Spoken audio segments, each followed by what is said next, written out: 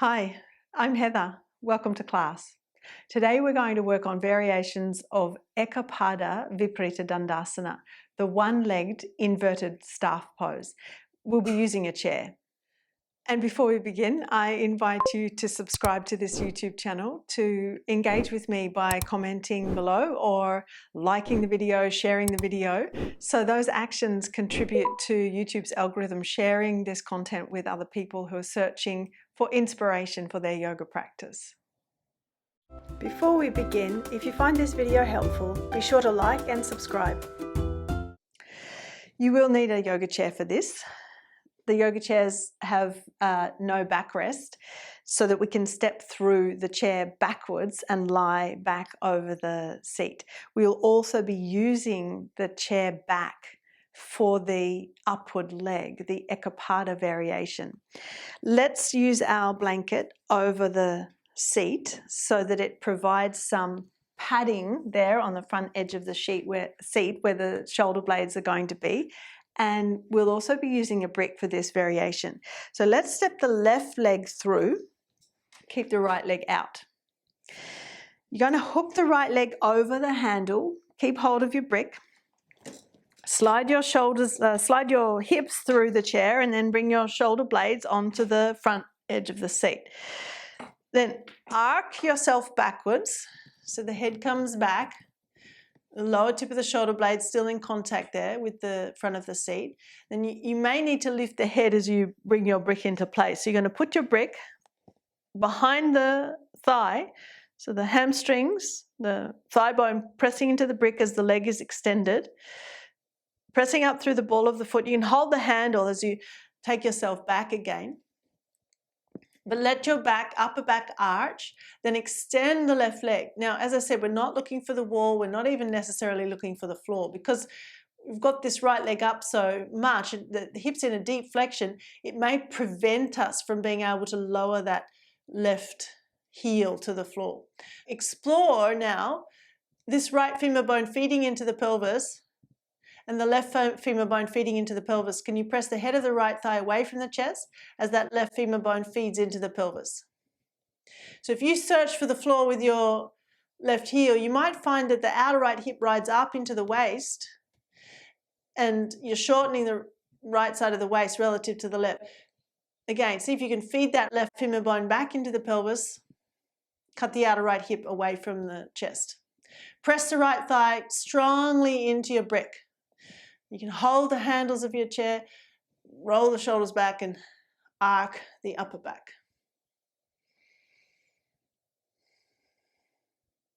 Then we can release. So lift the head, bend the knee, remove your brick. We'll have to sit up and we'll swap our legs.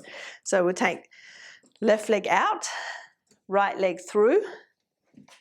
Hook your left knee over the handle and then slide your hips through. Feel your shoulder blades. You've got the lower shoulder blades coming over the front edge of the seat. Hook your brick in there between the handle and the thigh. Press your thigh strongly into the handle. So yes, it will require the hamstrings to be long here. Lengthen the inner foot up towards the ceiling and then arch yourself back. Take the body back over the seat. Keep holding the handles of the chair.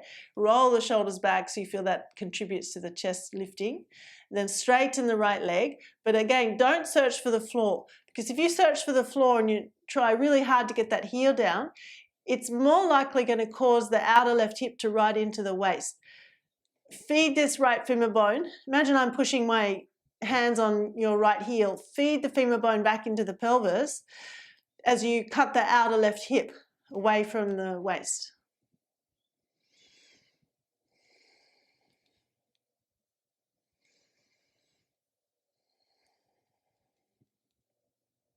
Then when you're ready, you can bend both knees and raise the head up, catch your brick, and we'll come to sit up and just sit there for a moment. Just allow yourself to rest in a neutral position, have the spine resting. And then as you're ready, you can step out of that pose. We are going to move on. We're still going to use our chair with the blanket folded over the seat of the chair, but we're going to bring in a long belt. Now I've got a stretchy belt, which is really helpful. So if you've got a stretchy strap or a TheraBand, you can use that as long as it's long enough. But if you don't have that, then ideally you've got quite a long yoga belt. Again, for the Eka Pada variation, the one leg variation, we're going to step the left leg through the chair, and we'll use our belt now around the right foot. The belt around the foot, you've got all this excess belt ideally, even if it's a cloth belt as opposed to a stretchy belt. Then hook your right knee over the handle, slide your hips through, and bring your lower shoulder blades to skim the edge of the seat. At the moment, the left leg's bent. I'm going to explore straightening the right leg. As I straighten the leg, the thigh can push against the handle of the chair. But then I want to see, when I stretch my arms overhead, is my weight feeling too heavy? Do I feel like I'm going to slide off and hit my head on the floor? If that's the case, then take yourself through the chair a little bit more. The hips coming through towards the left leg side. Perhaps you can explore straightening the left leg. Maybe the heel comes down, but just notice that, as I was saying in that previous variation, if you drag your heel down to the floor, sometimes that will cause the left hip to move down away from the chest and the right hip to ride up in towards the chest. So maybe it's better for you to keep the leg hovering. But then, can you pull on the belt? So if you've got a stretchy belt, stretch the belt and maybe pull the leg off the handle, depending on your hamstring length. If you've got a cloth belt, then you just slide your hands down the belt towards the floor.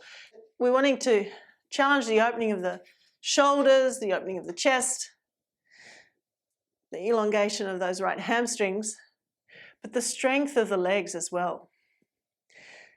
Feed that left femur bone back up into the pelvis. Press the head of the right thigh away from the chest.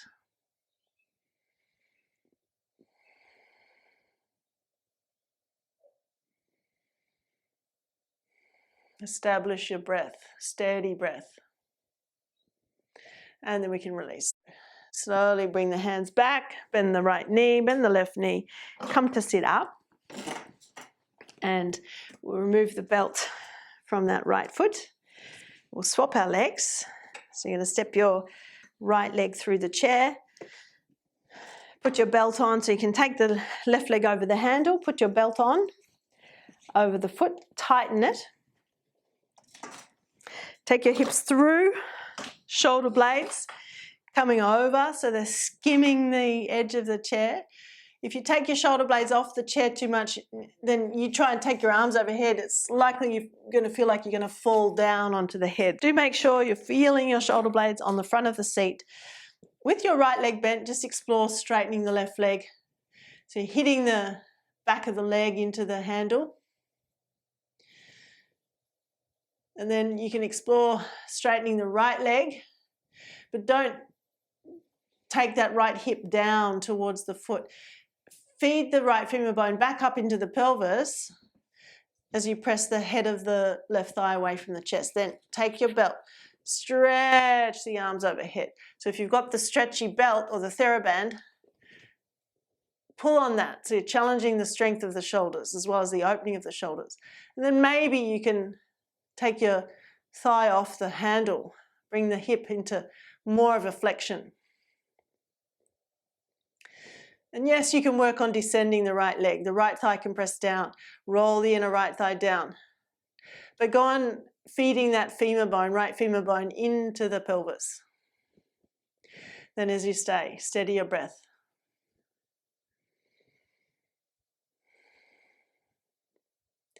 And then you can slowly release, bend both knees and bring yourself up to sit.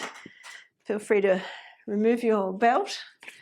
And then we'll just sit and find neutral for a moment. Now, there's one more approach that we're going to take, and that's going to involve sliding the body all the way over the edge of the chair. So we bring the head down onto the floor. The head and the arms will be in our headstand position.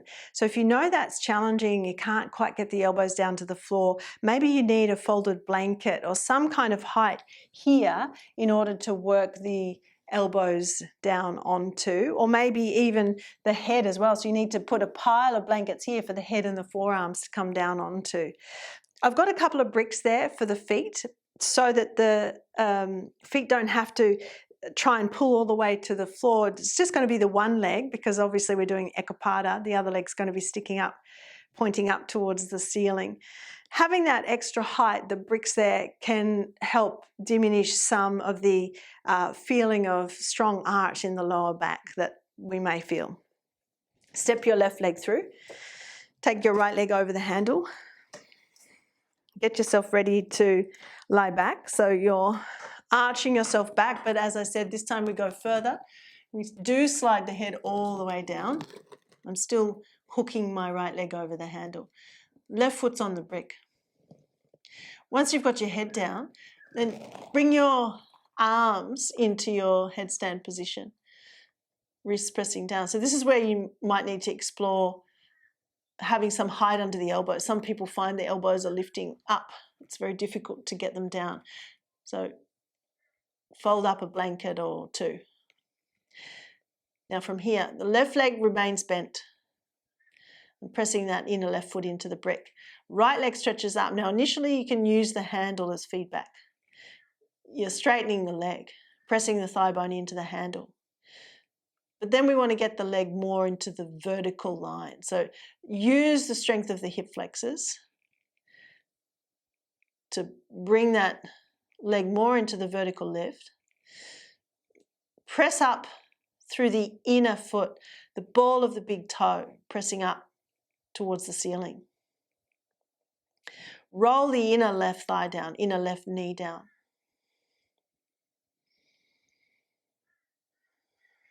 Then you can bring your leg back to the handle, bend the knee, release the hands from your headstand, catch the handles of the chair, come to sit up, and then we'll swap the legs.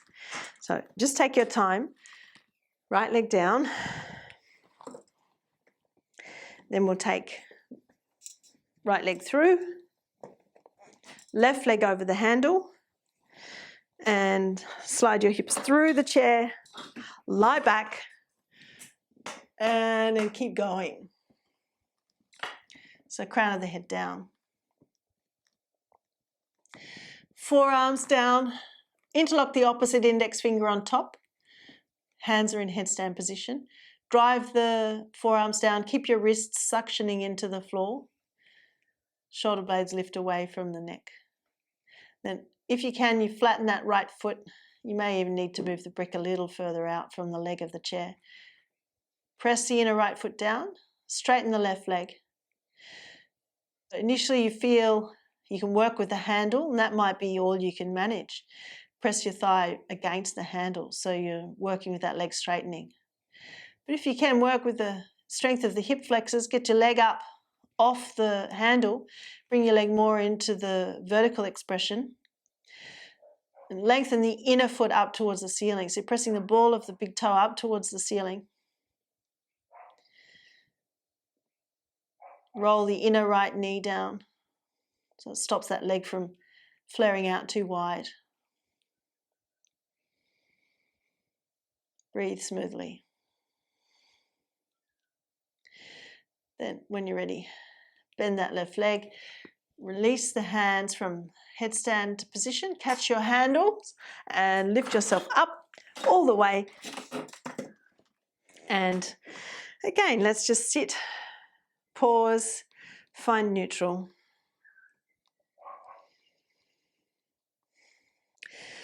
Now, having done a lot of Viparita Dandasana, a lot of arching back over the chair, let's do a spinal twist. So take your left leg back through the chair.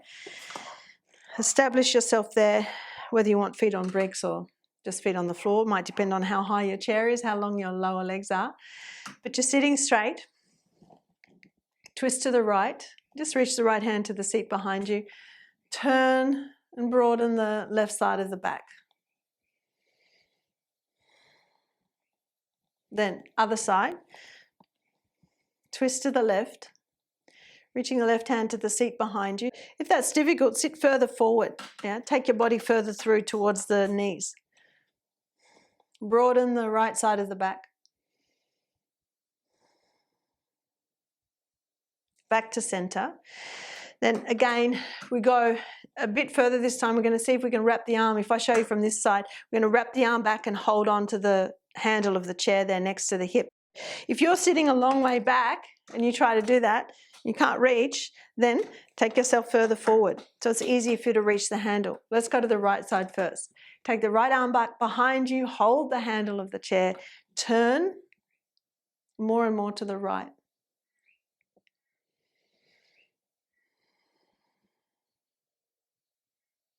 Then come out of the twist.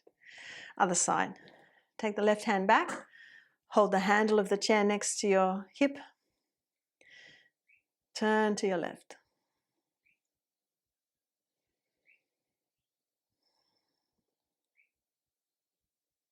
And back to center.